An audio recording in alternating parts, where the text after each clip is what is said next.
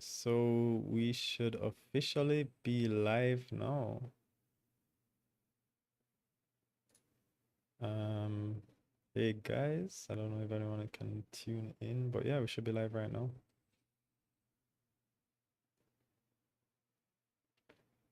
Mhm.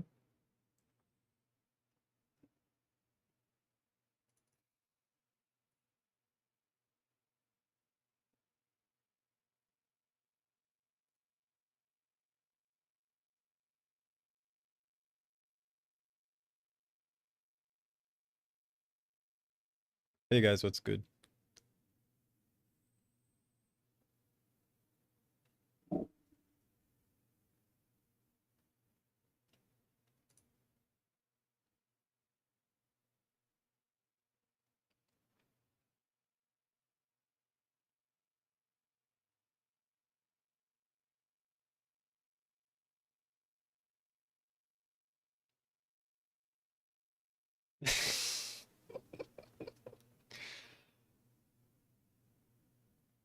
Yeah.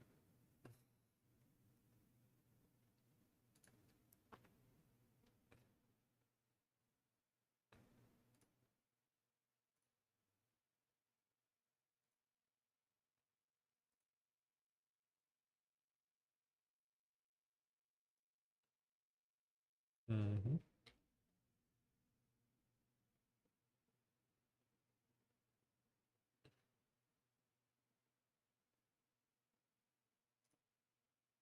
Yeah, sure.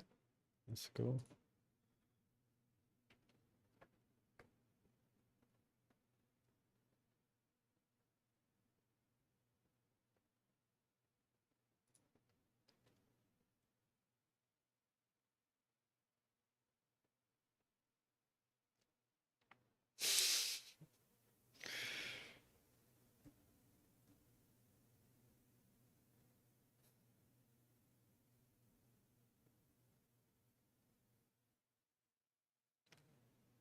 What?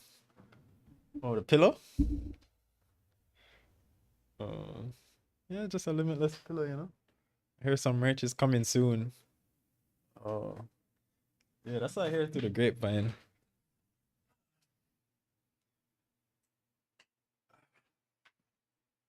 I hope this focuses properly. Yeah. This just feels so weird. Mm-hmm.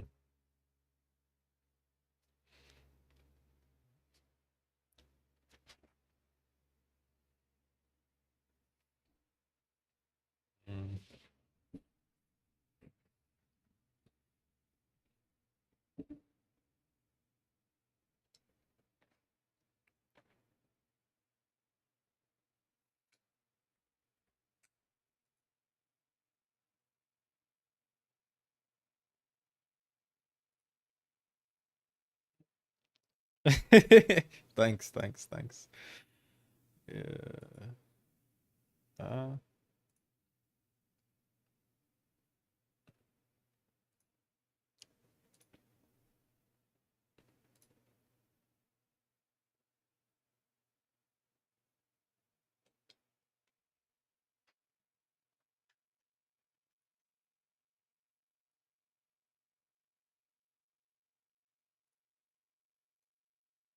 mhm.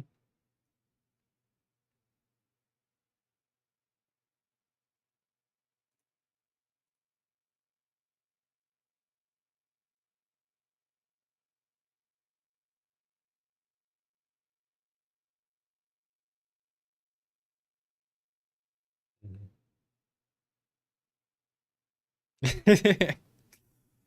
Yeah.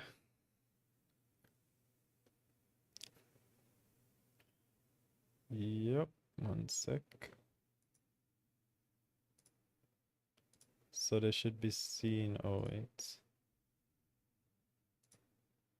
Yeah.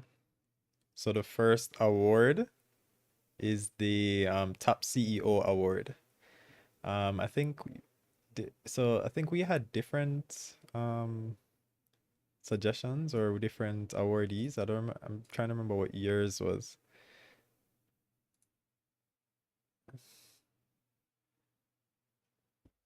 Mhm.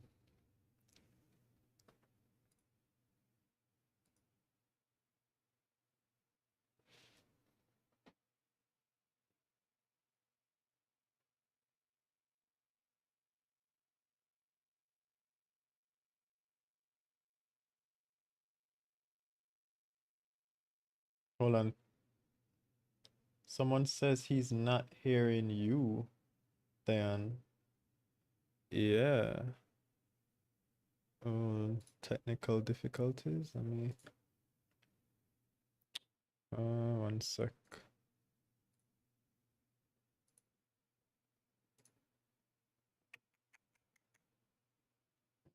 Let's see.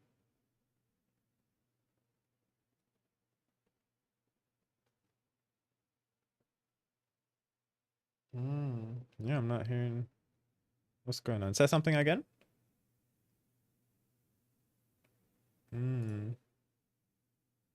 Wow, no. Hold on.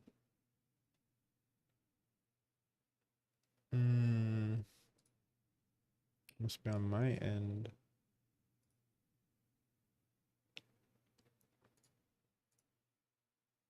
One sec.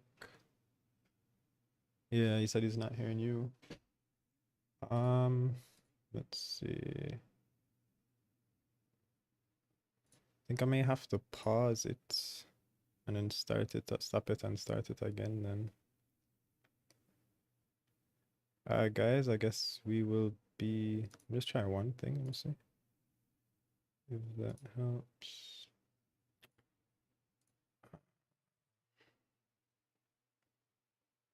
Let's see.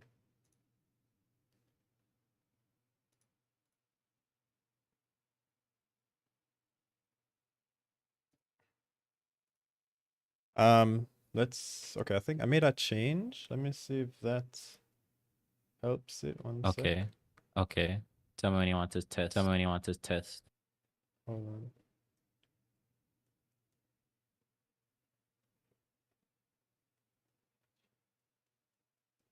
Dominique says we can hear him. Is that okay?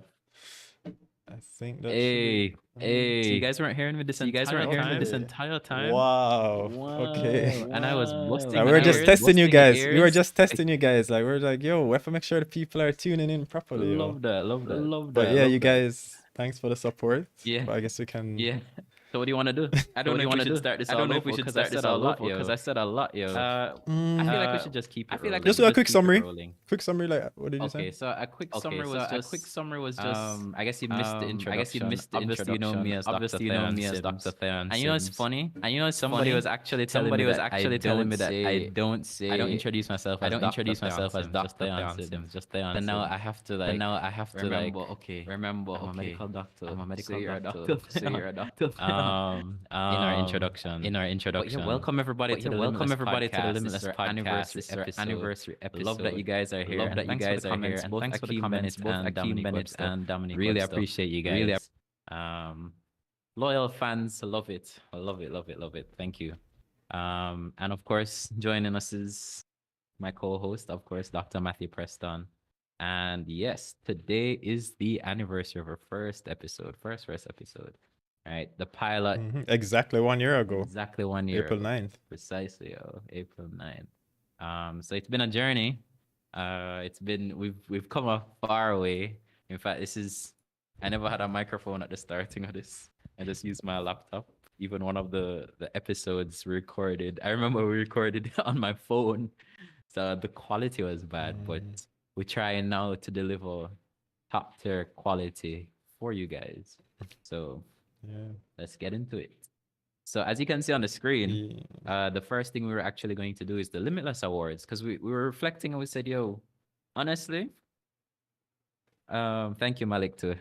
Bless up. We were reflecting on a lot of stuff and we said, yo, we should actually give back to a lot of our, a lot of content that we've had throughout this year. Right? We thought, hey, who is a CEO we liked? So the first award we'll be giving out is actually the top CEO award, right? And we both were. I think this is we had like mutual like consensus to this one, right? You want to announce the CEO? I should have, thinking back, I should have added like a drum roll noise or whatever. But for the next one, the drum roll. So I feel like people probably wouldn't even be surprised about this. I don't know. But I guess everyone will have their own person. But we gave it to Kadeen Mears, CEO of Dollar Financial. Congrats, One of Kadeen. some of the reasons Congrats. why, yeah, like, hey, like you even do like a music thing, hey. But one of the reasons why I'd say he got the award from us was he is one of the he's quite vocal. He uses, for example, social media, Twitter, to talk about, his company. They'll make posts. Not only does he, talk about the company, but if you look at even like the shareholder list, like the recent top 10 list came out, he personally bought shares. Like, yeah, he has equity shares or whatever, but he personally bought, like, I don't remember how many shares it was, like maybe 8 million shares or something like that. Like, he buys shares in his own company off the market or on the market. And yeah, he's just a very vocal person. I love hearing from him. He's, someone I think we can all look up to, and look at this company that he has built. And then I guess you can go through the runner-up. One thing I like, before we go through the runner-up, one thing I like is the fact that not a lot of CEOs even do that. I love to see CEOs of companies, publicly traded companies, they just should become more vocal. They need to step out into the space, talk a bit more, interact with the shareholders, and that's what we love from Kadeen. So bless up, Kadeen. Hopefully one day you come on the podcast. All right, hopefully one day. But for now, just I hope you accept your award and so on. So, and we've actually made like certificates for everybody. So everybody will be getting certificates. Yeah, so Malik says he definitely makes waves and stays present and vocal in the space. Yeah, and he even makes jokes. Yeah. Look at I don't know even what to call it out, but he has jokes. Okay, if you check Twitter, the tweets are there. He has some good jokes. Okay, fair. Yeah. I mean, we had a runner up too. We had Gary Peart as our runner up for SVL. He also works at Mayberry. He's done. Yeah, technically he's not CEO. Chairman. I think he is executive chairman, top CEO / executive chairman, or yeah. The proofreaders are out there, so we have to try to be as correct as possible. Vigilant. Yeah, but yeah, for Gary Peart, the reason why I guess we kind of gave him similar reasons to Kadeen, he is pretty vocal too, not necessarily on Twitter to my knowledge, but on like the Mayberry Investor Forum, he will talk about stuff. And he also buys shares. Like, for example, you remember he took, was it part of his salary or all of his salary, maybe almost a year ago or several months ago, in SVL shares. Yeah. So he's in the same boat as us. Yeah. So that was kind of one of some reasons why. How these CEOs really and truly care about their company. Like, really, yeah, you can pay me or not, but I truly believe in this company, so pay me in shares instead, because he believes that the future value is much greater than the present value of the shares. So I rate that. That just means he believes in the same. So I want to see my CEOs buying up shares in the same company that I have shares, and it instills confidence. When I'm seeing directors and CEOs sell shares, some of them just sell. I have to look at it again and be like, yeah, what really are going? Jam tea. Like, I'm just like, what really are going? So you just have to be wary. So, but yeah, that was that award. Let's move on. I was say Abigail Smith in the comments saying happy anniversary, Limitless. Thank you, Abigail. Thank you so much. Abigail has given us a lot of feedback. A lot of feedback. Even when feedback is so hard to get from people, she just breaks down all of our content and just gives us good, informative, and an honest opinion on our episode. So thank you, Abigail. All right. I think we're on to the next one. Best. What's the next one? Best stock market story? Sure. Whatever order you have it in, bro, we can just run it with it. So best. What was the best stock market story? So this category is really awarded to the episode that just kind of told the most fascinating or like most relatable story or captivating story on the JSE and what the JSE has done for adults. um, one of us, really and truly, right? And the one I gave you, I don't think you know, but the one I Mm-hmm. gave you was your mail pack story. How mail pack broke your heart. Mm. So that episode was Oh yes. that episode was the Oh rebound yes. Yes, sir. With Owen Hyatt. Big up Owen, soon to be doctor. Big up. Yeah. So it was Valentine's Day. I remember this was February 14, 2020. Yes, 20. 2020 or No, 2021. 2021. 2021 for sure. 2021. Because this was yeah, it's during COVID. Yeah. And you said mail pack broke your heart, and Owen said the same thing, and you were on a date. And you check the Yeah. news, you check the results, because the results were Mm-hmm. not good, or they didn't live up Hold on. to the It wasn't. It expectation. wasn't.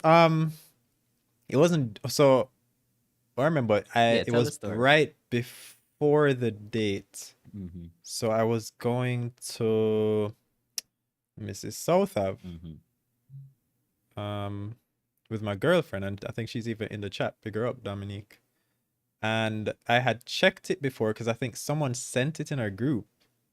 Because we were. I think a lot of us probably owned Mailpack at the time, and we're like, "Yo, this report is gonna be amazing. Like they're gonna drop 100 and let me see. I think we had projected even upwards of like 150 mil for them because the quarter before they had done maybe 149 mil. Mm-hmm.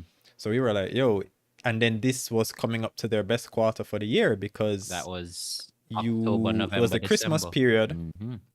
Yeah, so it was the Christmas period, which is typically their best. And then you still had a lot of restriction on travel. So I was like, yo, this is gonna be amazing. Like mail pack to, the moon, like mail pack to five, like yo, buying. And I mean I had started buying from $2, but then I think I had something else that wasn't really performing as much, and I had actually sold that to buy even more mail pack. I was like, yep, this looks like it's gonna take me to my goal. And I had bought it up even more. And then when I saw it, I was just like, what?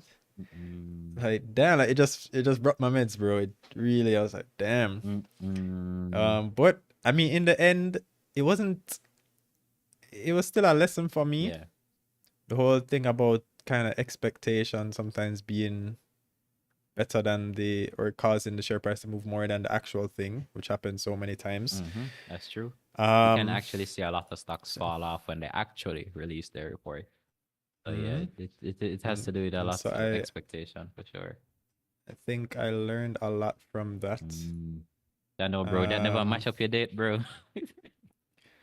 no, no, no, no, no. That's fair. I I mean, got we're I in got over profit. it. And the thing is, yeah, that's the thing. Mm-hmm. Because like the beauty, it's not like I was someone who had bought like right before. I had bought several months before that. Mm-hmm.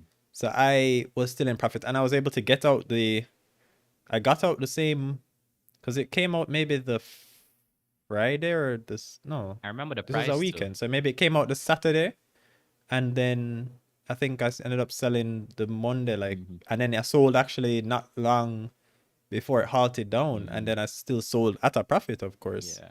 So that once again shows the benefit of being very early to something too, because when I was that early, even though the thing didn't work out, Mm-hmm. I had like I guess a good leeway to say, okay, I could still sell. But yeah, just it's a learning lesson, bro. Like I'm sure it won't be the last time. Yeah.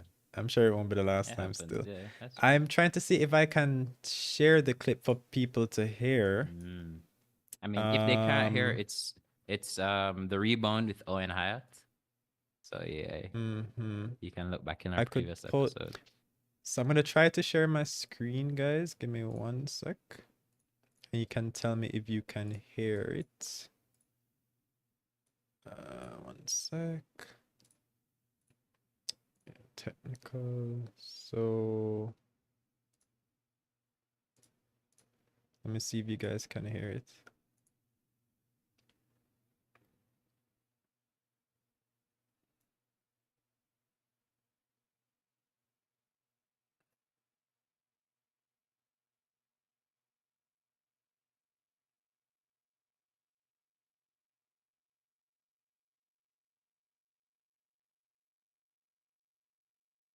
Wait, am I echoing?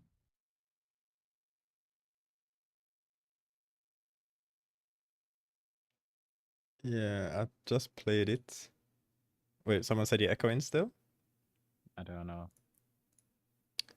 Hold on. Not sure. Let's check the chat. I think Malik says can't hear, but I'm. Oh, you can't hear it? Oh. Okay, we're good. Looks like we're good. I'll probably try to send it in the chat for the next time then. But yeah, that was hilarious. That clip was hilarious too. We should probably try and like put the clips in the chat as well. Yeah, let me paste it there. That's the clip. Beautiful. Oh, see some other people are in. Yeah, Gio. Big up Gio. So big up to the #1 investing podcast in Jamaica. Yep. And my dad. Bless up. Hey. To Sant. I see Shack Attack too. And Shaq. Yeah. Okay. All right. Big up. So it's your turn for the best stock market story. Oh yes. What was yours now? Oh yeah, I think yours was between, it's probably your rent money. The rent money story that you had. Oh gosh, yo, so my yeah, dad is listening, dog. I don't. All right, it's fine. It's fine. Oh, he's not supposed to know? I don't think they know. I don't think my parents know. It was an accident. Oh. Remember? So that An story. accident. Sure. That was with Justin. Which episode was that again? Oh my goodness. Not sure if I remember the episode. It was the one before we did Mosrich. It was 10 Toe Turbo. Yes, 10 Toe Turbo. I remember that episode. That basically it goes, I had a scholarship, UA Open, and it gave me spending money. But one year it switched over, and I was living on hall. And one year it switched over, so they stopped paying automatically for the hall fees and just gave us more spending money, but it was lumped up. So you'd get the money to pay for to stay on hall, right? And you'd get your spending money, I guess. And I didn't know. I just thought because the Jamaican, it was in the US, so because the Jamaican dollar was devalued, I just thought, yo, I'm just getting a ton more money, So I didn't know they didn't pay for hall, so I just at the time I just put all the money in a stock. And it was Pulse at that time, yeah. Pulse. So I didn't know until I got a thing saying, yo, you haven't paid your hall fees. It's just like, wait, what? What do you mean? And then I did some digging and realized, oh, okay. But thankfully, I was buying Pulse at that time. This was 2019 before the split, and it was remember I made my first buy at 350 and 375. And then I put in, I think, the rent money at $5 something. I think it was $5. It's like and then I just bought a ton at $5 and sold the rest close to like $12. I think it was $11 something and $12. I sold everything. And that was the January of 2020 I sold. So yeah, that was kind of crazy because I had no idea. And I mean, I guess I paid the rent. It was a nice like loan from the UA Open. Big up UA. But yeah. Yeah. Okay. Yeah. On to the next one. What's the next one now? To go back. Stock pick of the year. Well, I mean, this is one we both agreed that this was probably our best stock pick. So it's the episode that had the best stock pick as voted by our listeners or just us. And we're gonna go with Fosrich. Or Musrich. That episode we did with Musrich, that was such a good episode, yo. With Justin. We were breaking down Fosrich. At the time, there was a like a sell-off of Fosrich, It dipped to like, I think it was right when Dollar came out. The Dollar IPO came out. Then Dollar came out. Yeah. And it dipped to like $20 odd. And we were like, yo, this is it. Like, look at for all the things Fast is doing. And even at the time, I think it dipped to like $24, $23 or so on. And even at the time, I think, was it VM? Some company, proven. It was proven. It was proven, yes. yeah. They were saying, yo, Fast Riches are sell. It's valued at like $18. And we're like, nah, yo, like, look upon this stock. Yeah. Am I seeing a different stock to proven? Yeah. And I remember I bought. I definitely bought. I bought a ton at 24. I was buying when it was falling. I bought at 28. Then it dropped to 24. I was like, no, if I did hold off for like a day. And then I said, well, gotta sell something and buy into this. And it dropped to 24 and I just bought a ton at 23. And I sold at 35, 36. So I thought that was and it went even higher than that. So yeah, I think that was a good stock pick for the year. So Fast Rich definitely going against the analysts. Going against the analysts. The pros. You know, somebody's got to do it. A joke, but we do have a stock pick of the year. What's it? Our stock market predictions for 2023. So we'll see how that goes.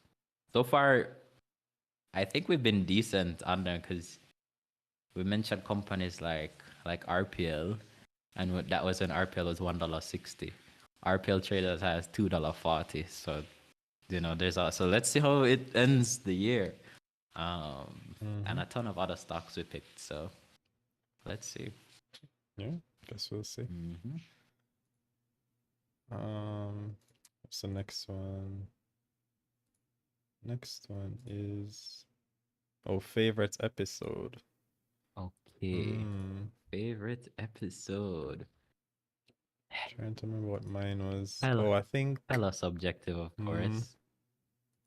Yeah, I think mine was, or my favorite one was probably our first episode, the pilot episode.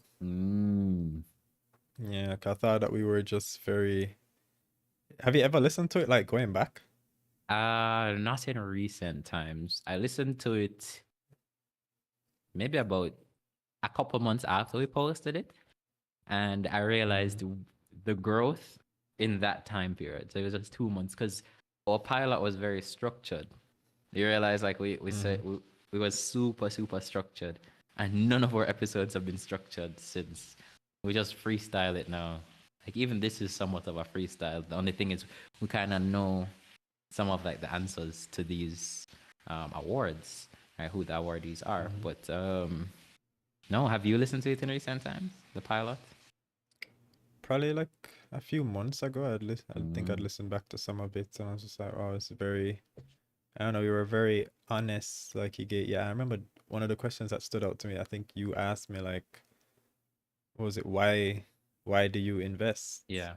And I think I gave like a pretty honest answer. Okay. And if I look back to that, I'm like, yeah, it was real. It was just very truthful, honest, you know? Yeah. Okay. It was just funny listening back like to how the audio quality and the other setup and all this stuff has you know. Bro, look, we even have video now. We even have video now. That's crazy. Because I remember I'm looking at my old mic and it was such a bad mic, yo. Like it's crazy how far we've come. And so much more to go because we just keep breaking our limits. So let's keep doing Limitless. it. So my top pick would have to be a spur in the moment with Dr. Giovanni Hamilton. Yeah.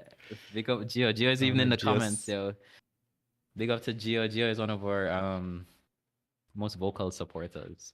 I love that episode because of how impromptu it was. I remember I was at my grandma's house in Discovery Bay. It was after listening to Brick Talk. It's just it was literally a Telegram call. I think that's what it was. It was a Telegram call between me and Gio, right? I think we opened it up to the entire group, but no one else answered. And it was just us talking, and it was like 2:00 in the morning. We were just talking, and it was just so much energy.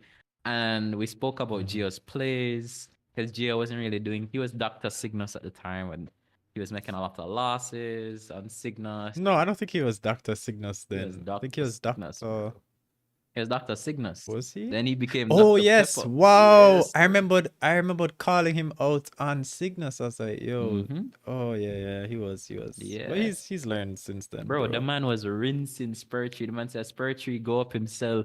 We anticipate the drop him buy and him sell and buy. And I was just like, yo, these are top tier plays, yo. And in the middle of the episode, Gio was just like, yo, you know, this should be a podcast episode. And I don't think he knew at the time we were recording it because we were just saying, yo, let's just try to get as much content as we can at the time. We just started the podcast. I think it was us talking in the group, and Gio just said, yo, let me hop on. It was literally a spur in the moment. So I love that episode. I love the title too because the play on Spurtree. Yeah, I think that's my favorite episode. So, yeah. Could even hear the crickets in the background. That was hilarious. I would have runner-ups. I think my runner-up is Monkey Money. That taught me a very, very, very valuable lesson. That sometimes in life you literally just have to fully dunce in a stocks. Like you have to fully dunce in it. Because if you believe that this stock is gonna do what you say it's gonna do, if it's backed by research and everything, don't put in a monkey money in the thing. Don't put in a little 5 bills grand. If your portfolio is 10 grand, put in the 9 grand, bro. Like believe. So that's how you make the money. So that's what monkey money taught me. Yeah, that was a good episode too. I think my runner up would probably be market meds. I remember that was probably our longest episode. I remember we just sat down and we were just like talking about like I don't remember which stock. I think we spoke about maybe like Fesco, CPG. We just spoke about like a ton of stocks. So we were just chatting for like almost 2 hours, just straight chatting. And those are actually my favorite episodes. Not necessarily the ones with the guests, but just where it's just me and you just talking stocks. Just talking about the market. In fact, we should do that after this. We should just a little meds after the award ceremony. But yeah, yeah, I love that episode too. That was a real episode. So, okay. Moving on to the next category. Best guest. Wow, a lot of pressure on our guests. This one is awarded to the guest who provides it's just one of the better interviews, the support they have for the podcast, also how people's feedback from it and so on. So we had a ton of guests. Do you know how many guests we actually had on the podcast over the year? We had quite a few guests. We had a few CEOs, people in the industry, just regular people like me and you. I think we had a diverse range of guests. So for me, I think we had differing opinions on this. So I'll give out one award, you can give out the other. But for me, the best guest is Ryan. Ryan Strawn. Big up yourself, Ryan. I think Ryan is our first returning guest. I think he has he's the guest with the most amount of episodes. We have a ton of episodes with him. He's always willing to come and chat with us about the market and so on. Hope that relationship stays. And he's just super, super supportive on our podcast. I remember sometimes we even post clips and Ryan, I don't even have to tell Ryan to retweet. He just retweets them immediately. Literally, as I post it, he'll retweet it. And I'm just like, wow, look at that support. I rate that. It's like, big up. To the common folk like us. And he gave us the exclusive. Yes. With the 138 possible APO at the time. Like before, I guess it was out on other platforms and stuff. Big him up for that. Yeah. You know what we need to do? We need to have him on the podcast again very soon. Let me message him right now. See if he can. We can probably do an episode after this too with Ryan, because there is a lot going on in the market right now. Even with like JFP and so on, and that deal he was that's in the papers. I guess we can talk about that after too, but yeah, bro, like I think Ryan deserves this award. So thank you, Ryan, for always coming on the podcast. Your turn, Preston. Yeah. So one of my favorite guests, like in terms of the conversation, I thought was just really good, was actually Danai Hall. Bless up to Yeah, I Danai. remember. Yeah, like some of the stuff that stood out, like we're talking about like goals and how like sometimes one of the things that probably stood out the most to me with investing, like as much research as you can do, and as much as most of the time you might be profitable if you put in a lot of work and stuff like that, there will always be times where things don't go the way you want and you make a loss. And he was saying one of the hardest parts about investing is after you've realized that loss, the way to fix it is to do the same thing again, to invest. The same thing that could actually make you another loss. That's one of the hardest things, and that was just so real to me. I was like, wow, Yeah. like as much as sometimes you might make a loss on something, like, oh, I have to go and make this back. That's just the game. Like that's just how it works. You have to psych yourself up, try to learn from your mistake and stuff. Yeah. And you just go ahead, go again. That is. You keep getting back on. You keep getting back and trying again. That is very true. And I mean, he was our first video guest. Yeah, he was our first guy. We kicked off the year. I think it was a New Year, New Money. That's what the episode was called. It was on January 1, I believe we released it. So yeah, he was our first guest. So we tested out this whole video thing, and you got your webcam, and I rated that interview. Hope to have Danai on again soon. So yeah. All right. Yeah. Let's get to the next award. Let's get to the next award. Best IPO. Best IPO. Ooh. What? All right. Best IPO. Which company do you guys think is the best IPO? Which one is your favorite for the year that's passed? Like from April last year till now? Or from the starting of 2022 till now? What's what's your favorite IPO? Drop it in the chat. Because Preston and I think we agree on this one. We definitely Dr. Spur himself. Spur tree. Yeah. Okay. And learn was good. Yeah. Okay, I agree with you there, Gio. So our best IPO is actually Learn. Congratulations, Edufocal and Gordon Swaby and the team, the Edufocal team. I thought Learn was great too. There's so many reasons why I liked. So why did you think Learn was great? Then? Just tell the real reason.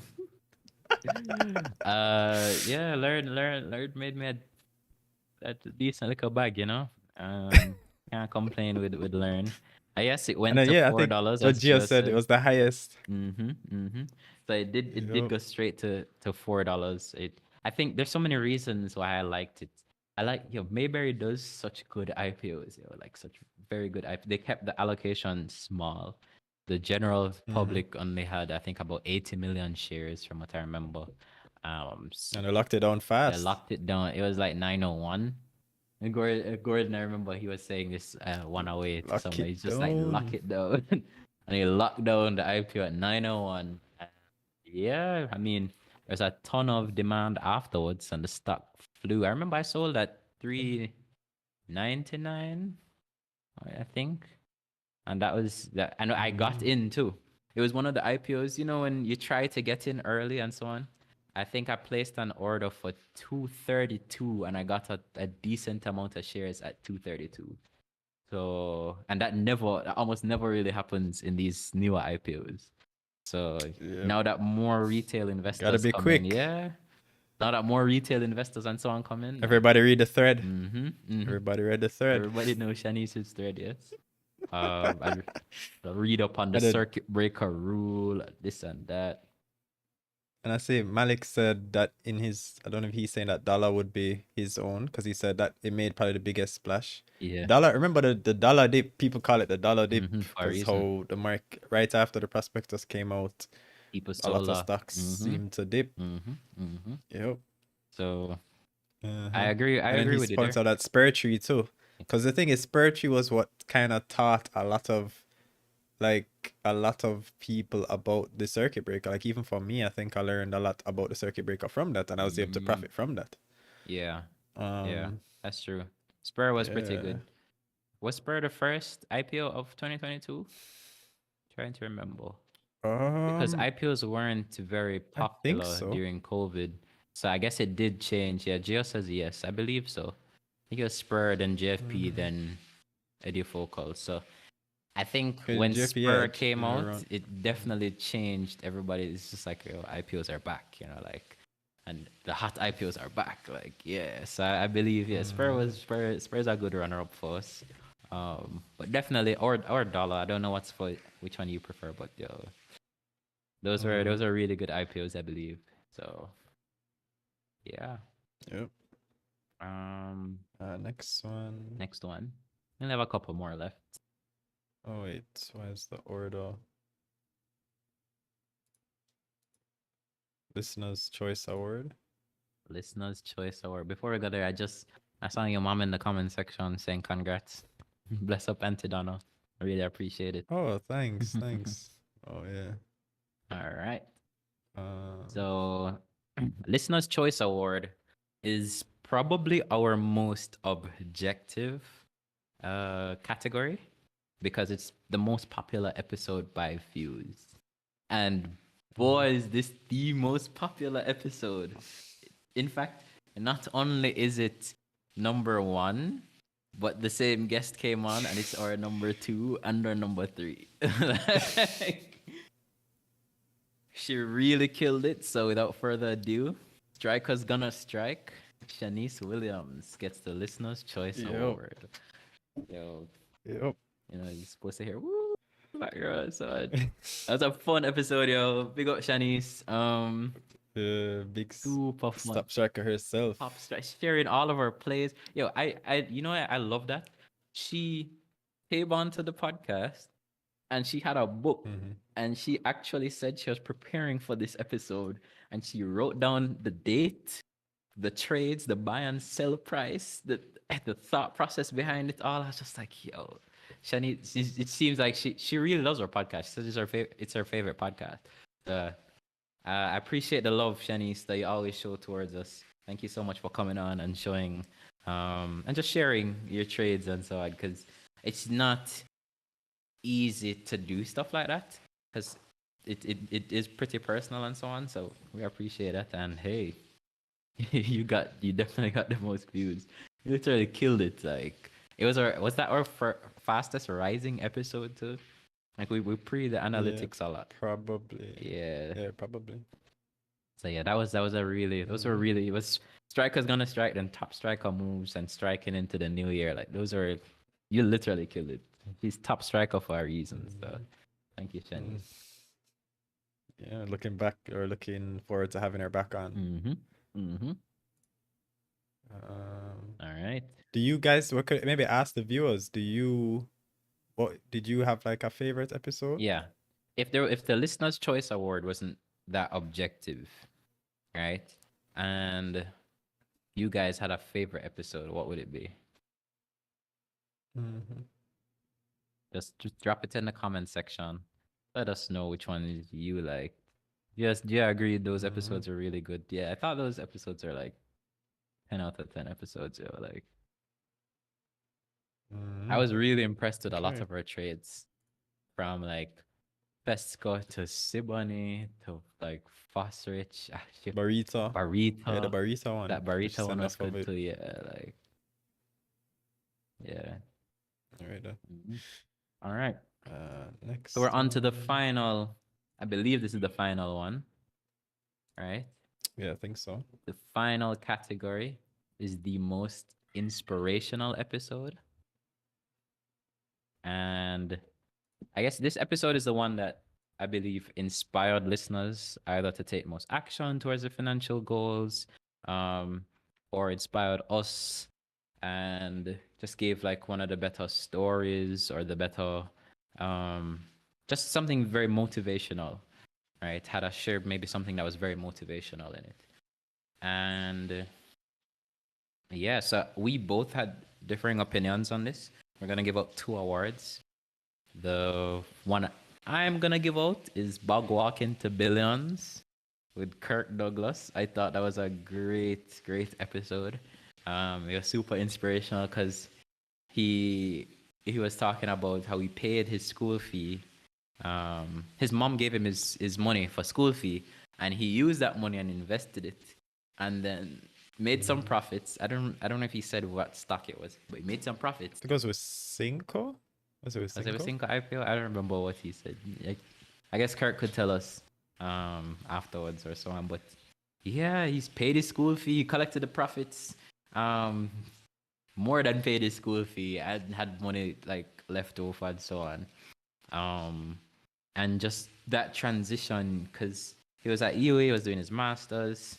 I remember he said he never had funds for certain things, and he found like an old dividend check, and that saved him, gave him lunch money for a few days and thing, and to the point where he actually started working at NCB, and he managed a portfolio in the tens of billions of dollars. And I was just like, yo, that's big, bro. Believe that is it. So Bog Walking to Billions. I rated that episode.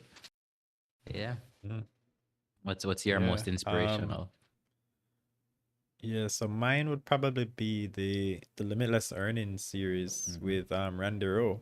I thought that was really nice because it wasn't just like we didn't just talk about just straight stock stuff. We talked about just, I think, general stuff that we're into, like productivity.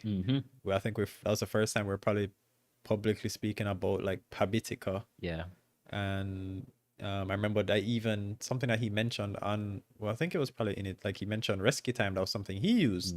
And then I actually looked into Rescue Time, and I even use it to now to like help track my productivity and manage my stuff. So I just liked, and then the other thing about, we're talking about what are we talking about? Just how like group work and like having a individuals around you that support you and also are trying to strive to do better, and you can all learn to do better and get better together, like learn from each other. Like that vibe is really good for stocks. And I just like, yeah, just love the productivity talk, just getting better and becoming limitless. So I thought it went really well for us. So Yeah, no, honestly. yeah. And he gave us a ton of, in fact, that episode, he gave us a lot of feedback. I think he was our first guest. I gave us a ton of feedback on like audio quality, the mic, like how we portray ourselves, stuff like that. I rated it because we use a lot of that feedback now. Having always the audience in mind and stuff like that, because we love you guys, right? As our listeners, we really appreciate you guys. So it's just sometimes we'll get caught up in the conversation and forget the listeners, and it's always to remember that, yo, people are here, people are listening to what you're saying, right? Interact with them, stuff like that. So I did like that episode, and he said record everything. And we were just talking. We're chatting. Yo, that episode. Yeah, that was probably the longest Oh recording. my goodness! I That remember was that was 5 hours long. That was almost 6 hours worth of content. We were crazy. just chatting. That was actually insane. That was our longest. I don't think we've done a longer episode. Because we were just talking and talking and talking, and we went into productivity. Then we talked about stocks, and we went into a bunch of different things. So, yeah. Bless up, Randy. Limitless earnings. Yeah, we should do an episode with Randy and Danai one day, like a limitless bricks that we're gonna call it. Yeah. So yeah, if you guys are willing, let's come on the show. And here concludes our award ceremony. Yeah. I think we should do this every year, honestly. I thought this one was pretty good. Of course, we had other I see things. Troyan said, he said dollar, he thought dollar was better. He said got more shares in the IPO and maybe locked out the other brokers. But then you got dollar, but then Edufocal, I feel like the Edufocal had a higher allocation though. And dollar? It probably didn't know. And then Dollar had a very tiny wasn't allocation. VM, and he said Mayberry locked out the other brokers. Wasn't VM the one that did dollar? Yeah, but I don't know if Troy was in the reserve pool. I could get him 8 million shares in a dollar in a bro and just say, yeah, dollar was better. Rich boss Troy and area. Bless up for commenting, bro. So yeah. Let's see. Dominique said the episode with Randy was probably her favorite. We got a lot of good feedback from Randy's episode, actually. That's random people are like, yo, I really love this episode. So yeah. And then Malik said we should actually call it Bricks Unlimited. Yo, that's sick. That sounds like a business. Oh gosh, Bricks Unlimited. All right. Yeah. So, from our audience, do we have any questions? Any questions you wanna ask us? I remember we got one question on Twitter when we asked, you know, that we're doing this episode. What's any questions you guys have? And somebody asked me. I think it was. I need to find the tweet. There's a guy named Greg. Let me see if Lindor. I'm not sure. Hold on. Let me go back to the Limitless account, Twitter. Okay. Greg L. Yeah. I guess it's Lindo. And he asked, how about what's each of your outlook on the market over the rest of the year? Okay. Pretty good question. I personally have a good outlook on the market for the rest of the year, and here's why. I'm not just trying to be like super optimistic and be like, yeah, stock market, yeah, you know, bull run, yeah. Pump it. No, not like that at all. But I think right now, you see, I mean, even there's a Gleaner article about the stock market losing like $5 billion on Monday and blah, blah, blah. But I have a better outlook on the market now because a lot of this is because of the higher interest rates. So I think as interest rates, and Ryan said it on one of the episodes, as interest rates begin to temper, and we have been seeing that, like you haven't been seeing those rate hikes at all, and inflation I think has gone down significantly. I remember reading somewhere it went to a high of at least 11 point something percent, and now it's down to like 7% or something like that. And it's falling. So I hope with that, of course, there's always a lag between that and its effects on the market. So later on in the year, I'm more bullish on the JSE, in my opinion. I think more people go back to equities. You start seeing a lot more buying and so on. People got a lot of the government workers and stuff got retro pay. You know? So I'm hoping a lot of people are looking towards that, towards buying stocks and are getting higher pays. Not just the retro, but from now onwards or whenever that comes into effect, they get a higher salary. So hopefully some of that disposable income just gets funneled right back into the JSE. So I guess I'm assuming you also agree with the more bullish outlook on the JSE, Preston. I mean, so a question like that to me is kind of hard to answer because when someone says, what's your outlook on the whole market? My outlook could be bullish, right? The overall market could go down 5%, but we don't buy the market. We buy individual stocks. So how I see it is that, I mean, it's really hard for me to, like, that same article that you brought up, what you said, $10 billion or whatever? I think it was 5 billion. It's what that's kind of a headline, right? Because in my view, with our market, right, there's certain big dogs that if they fall, it will take down the whole market. But look at something like a RPL, at how much RPL has gone up just this year. So it's always hard to say, oh, the overall view on the market. Like, how I see it is that no matter what, I'll always think that there will be certain stocks that will go up because certain companies will do better than others. People gravitate towards certain companies. It's just your job to find those companies. Yeah, I agree. Like, we're not necessarily as blessed as those earlier days where you could almost buy any stock and it would just go up because it's like the overall industry is like just or even what happened with when COVID first came and almost every stock took wicked hits. A lot of them were at sometimes all-time lows, or maybe lows that they haven't seen for years. So it's almost like if you just bought if you look at it, if you bought almost any of those stocks, yeah, you would probably be up now significantly. Just literally close your eyes and buy it, which you shouldn't do. But so I think now what's gonna happen is that it's just you need to be able to find those winners. Yeah, I agree. Look at the growing companies. Look at the companies that there's so many companies that we're looking at now, like that I think are gonna do really well. Like there's like my outlook still is quite bullish. I think that the stocks that I'm looking at, I don't look at all the markets. I can't look at them. There's too many stocks. Yeah. It's funny that we said it's too many stocks when people in like America or UK looking at their Nasdaq or NYSE or whatever, they'd be looking at this like, wow, there's barely any stocks on this. But like, look at us. How many? I don't even know how many stocks there are. Like, what is it? Probably like a little over 100. Yeah, maybe. Or something like that. Yeah, but like in my view, it's just find the winners and that's it. Yeah, agreed. You know. Ryan commented, $5 billion was misleading.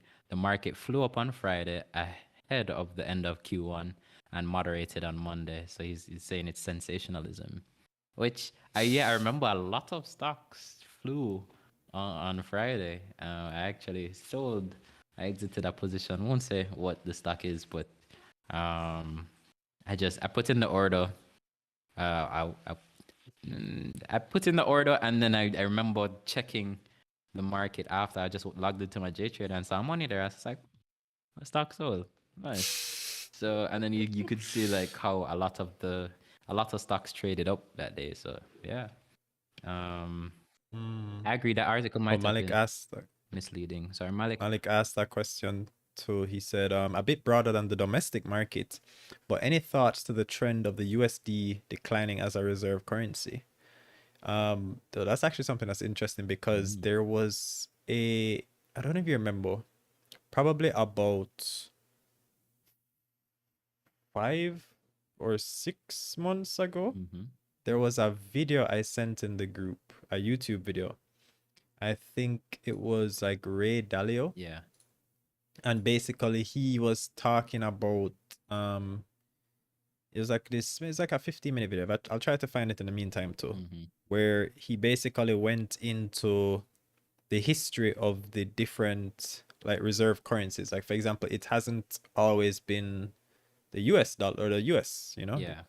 Like there were other, I'm trying to remember which other currencies used to be, but there are other points in history where it will change. And he was basically showing you that it's almost like because of just how I guess things like inflation and market dynamics work, it's like it's very hard for a currency to stay the reserve currency for forever. Just naturally over time, at some point it will likely shift. And then he was going into like reasons why and stuff like that.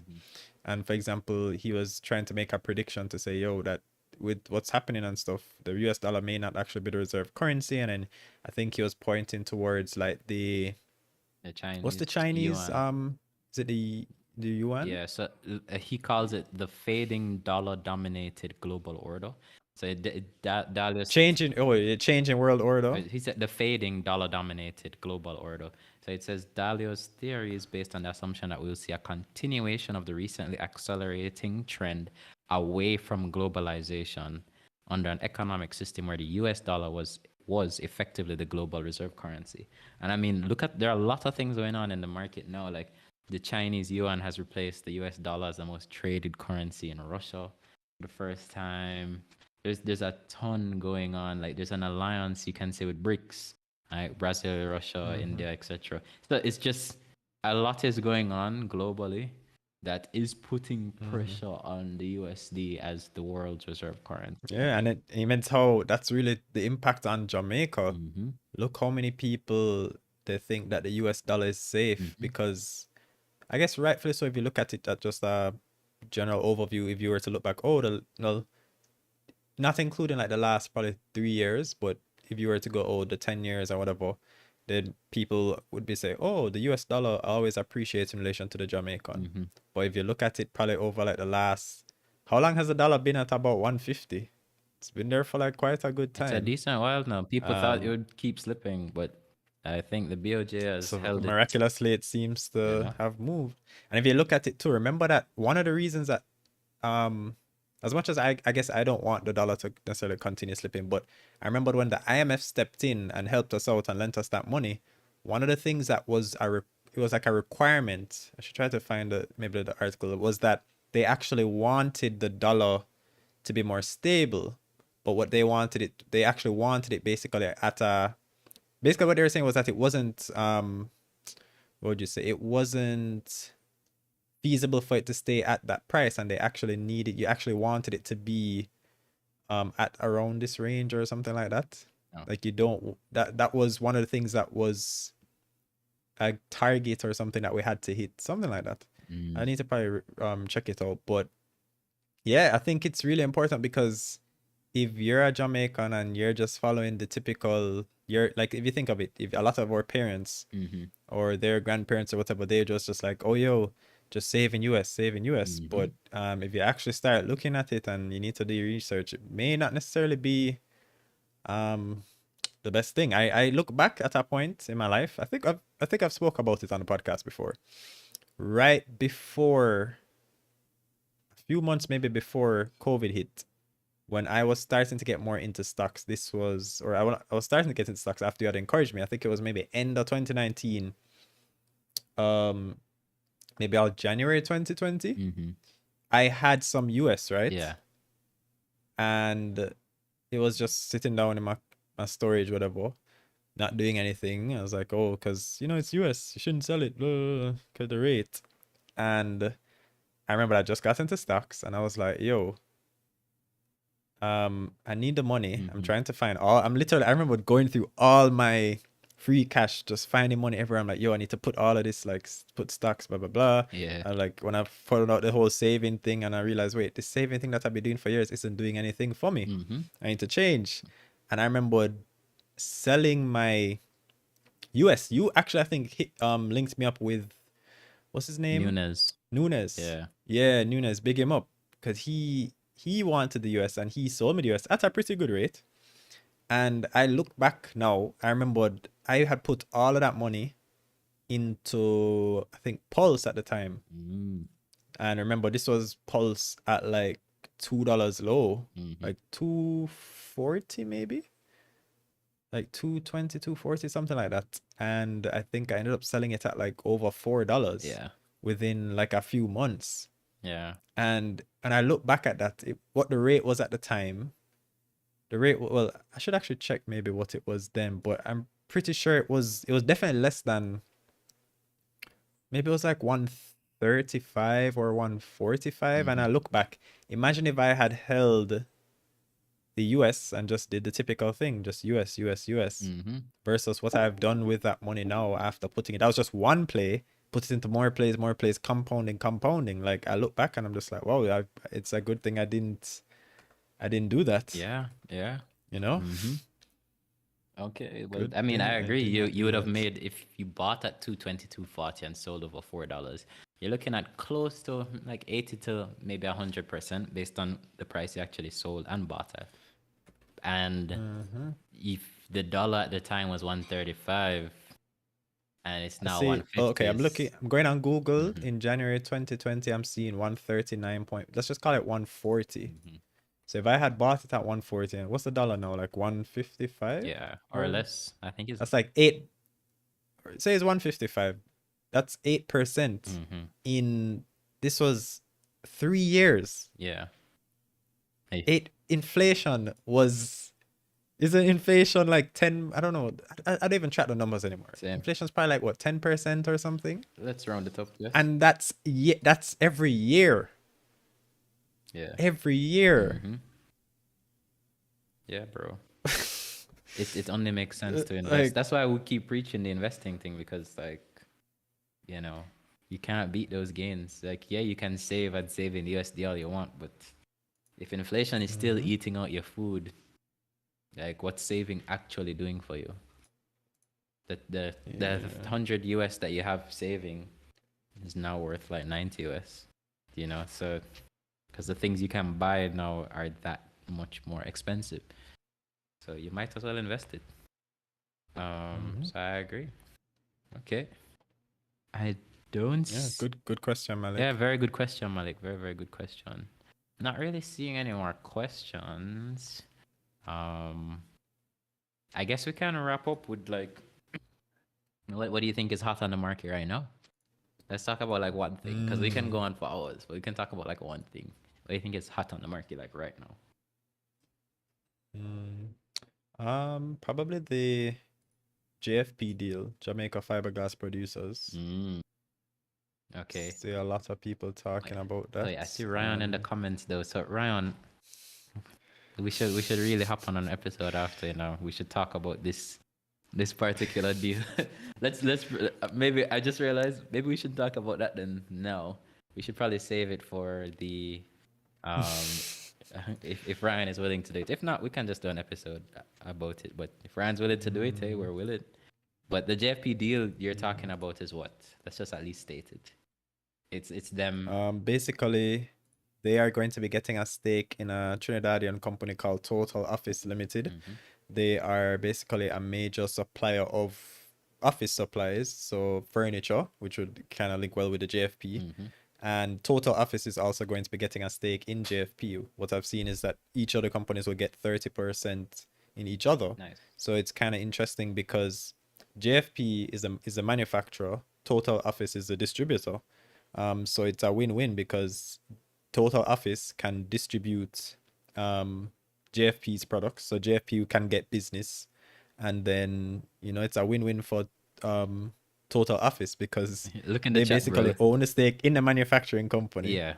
Oh, you said let's do it. I have a second. Yeah. Right. We're gonna come so up. I think it's a win-win. And then at some point, Total Office is going to be listing, so the JFP will actually own shares in that, which will be likely continue to grow. And as the company matures, they're gonna get access to capital. They can do lots of things, like you know. I like that. I think.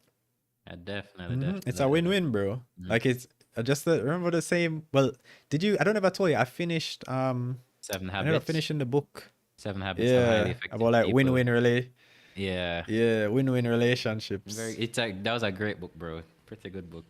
Yeah, it was ridiculously long. Yeah, but I'm gonna have to reread it. And it's not the easiest book to read. I remember the first parts of the book wasn't as easy to read. Yeah. But after you get into it and you get into the groove, it's just like, yeah. So I think that is going to be a very interesting. That deal synergism, is, you know, huge. That deal is actually 1 + 1 = 10. Yeah. What do you mean? Fully done. That sounds like some back of the class maths, bro. Oh gosh. Yep. One thing I thought was hot on the market was the Supreme Ventures thing. I think it was released that they wanted to expand to, was it Ghana? Let me double check. Yeah. Yeah. They basically have a subsidiary there, and then they're gonna be streaming some of their Lotto packages in Ghana. And if you look at, for example, I googled I think Ghana has like, I think Jamaica is about 3 million people. Ghana has like 30 million people. So imagine them having, imagine SVL is such a knows good how to company, run. yo. Like, you meds, they're more of like it's more like a tech company now than anything. They do so many different things, yes, but the betting, gaming, and lottery, they're now expanding to Ghana. I remember in See if I can. I think it was in 2020, the same year as COVID. I saw that they actually expanded to another Africa. Was it South Africa? I have to check it. I'm pretty sure they Yeah, I think it was expanded to South South Africa. Africa, bro. And that's, to me, that's big, yo. That's like, what? These guys are in South Africa As too? I said, 10x, 10 times the amount of people that Jamaica has. Yeah, bro. So imagine you even getting 10% of that population. Yeah, man, see there. I gleaned an article, cash pot now in South Africa. Can you, and that country has 59 million Well, people.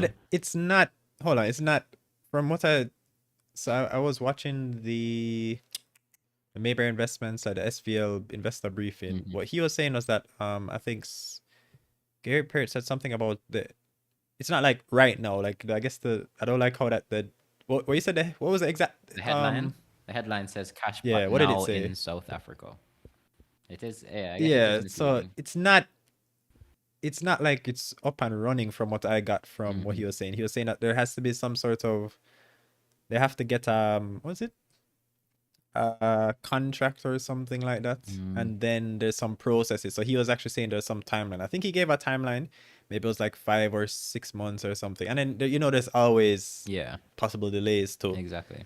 But I mean, as like a 3-year pick, like, and then one of the things I always think back to on one of the investor briefings, same SVL, something that Gary Parrott hinted at was that he was saying that if you look at, for example, gaming companies on other markets and the typical valuations that they trade at, and for example, when buyout offers come out, like if you look at, for example, something like SVL's trading, what is SVL's PE?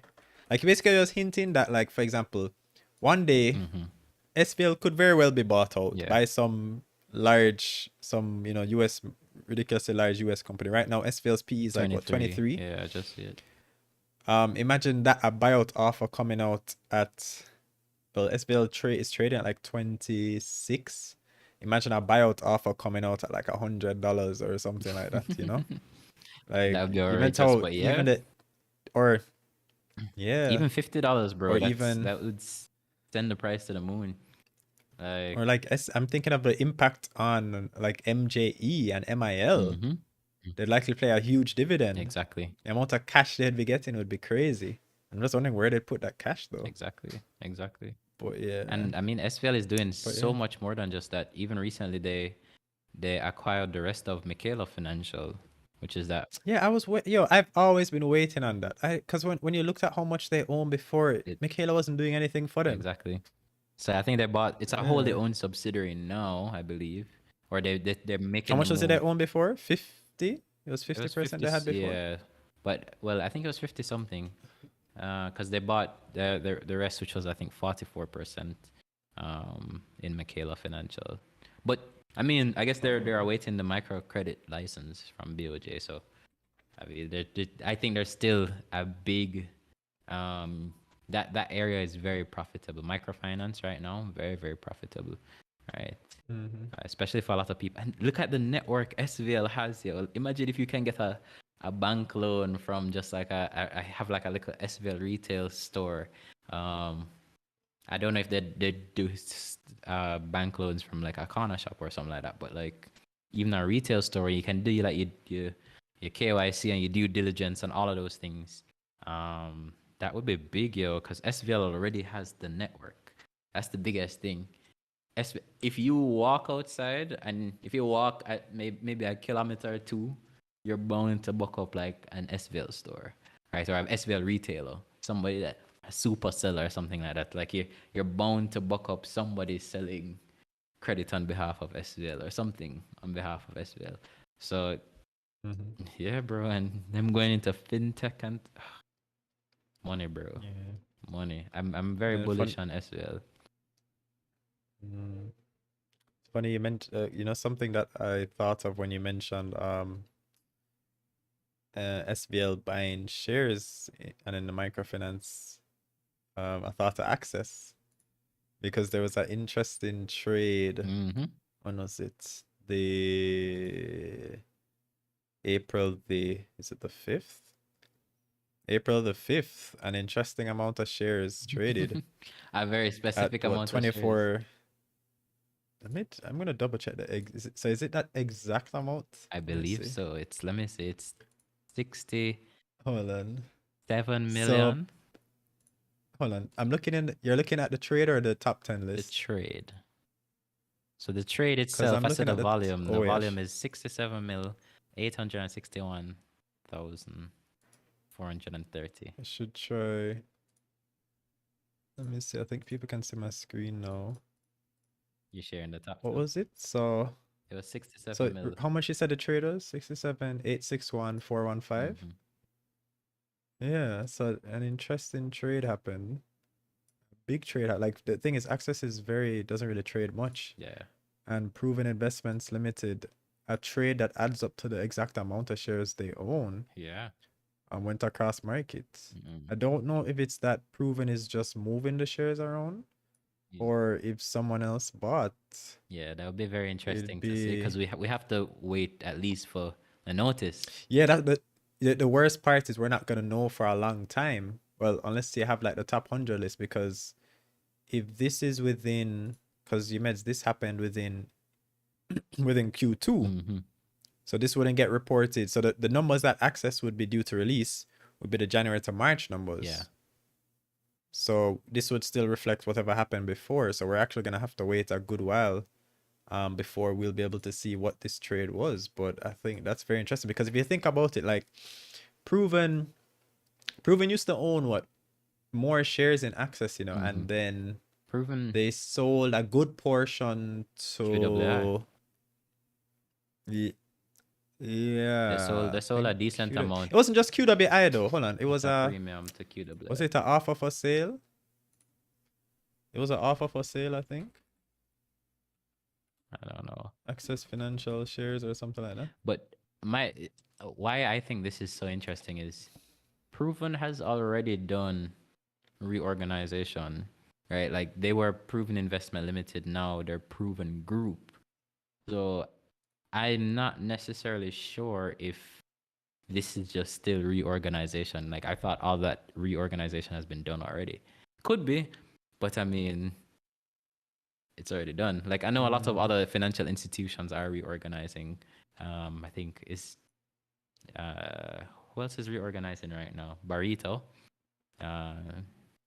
There is, I don't know if JMMB is reorganized. Mayberry, right? To Mayberry Group Limited. So a lot of the financial institutions are reorganizing, but I think Proven's already kind of done that. I would love to just see what actually happened, because if somebody bought that stake in Access, ooh, market going to get hot again, I love that. Yeah.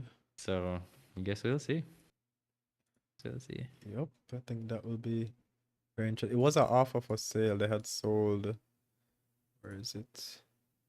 Found it before, They sold a lot of their shares. It wasn't just QWI, but QWI bought. They sold a lot of their shares back in late 2019 for at 32. Yeah, man, premium. So yeah, I think it's gonna be interesting still. It could be boring, maybe Proven. Or it'd be very interesting to see if Spring Hill or whatever bought. It's a lot of money though, so I don't know, but I guess we'll see. Yeah, like who would be that cashy at this point in time? There's a lot of liquidity. Kind of already soaked up. Like a lot of people are holding on to cash right now. So could it be dollar? But yeah. Guess there's only one way to find out. I still doubt it's dollar too, because them said them lend out all of the money. So I guess we will see. But yeah, I thought this was Troyan was asking. He said when we have it CEO. We definitely need to talk to Gordon. We should definitely have Gordon on the episode. Troyan, good looking out. We'll try to get in contact with Gordon and see if he has time for us. We'll see. I guess their report is due, isn't it? I guess we're still waiting on Eddie Focal's report. But it would it's probably coming soon. Yeah, that's probably coming soon. I guess we'll see. But isn't it their best quarter for the year usually? In Q4, I'd have to double check. I think it's usually their best quarter. But it's pretty delayed. It was due one to watch like a month ago, so we'll see. But yeah, we'll definitely be reaching out to Gordon for sure to have him on the show. So thanks, Tryon. We'll be bigging you up for that one if he actually comes on. Set the link, and we'll see. But thank you guys for coming to the 1 year anniversary episode. Really appreciate you guys. Yeah, if you guys love the content, please subscribe. Right, drop a like. Right, those things really do help us and let us feel appreciated. And yeah, it also helps with the algorithm as well. So thank you guys for coming. And that's it. Limitless out.